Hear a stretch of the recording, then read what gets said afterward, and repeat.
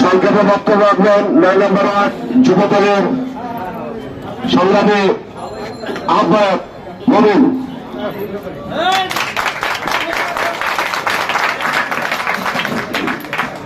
বিসমিল্লাহির রহমানির রহিম।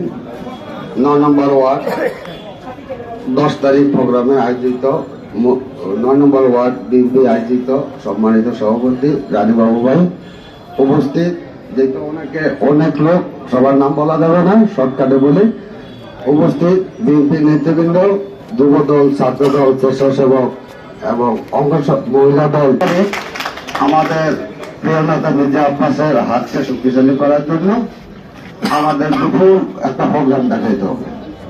তো সকলের কাছ থেকে চেষ্টা করে যেভাবে আমাদের প্রোগ্রামটা সুন্দর সফল করতে পারি, সকলের দিকে এটা নজর রাখা, সকলের ভাবে লোকজন সমাগম বেশি করে দেখাতে হবে।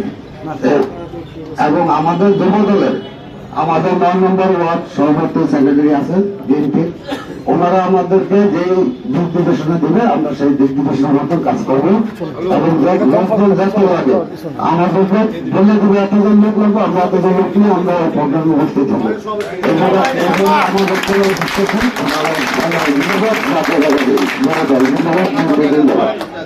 রহমানির রহিম। আমাদের মাঝে আমাদের আজকে কর্মীশালায় আমাদের এই মাত্র উপস্থিত হয়েছেন আমাদের কমিশনার হারুন রশিদ হারুন ভাই।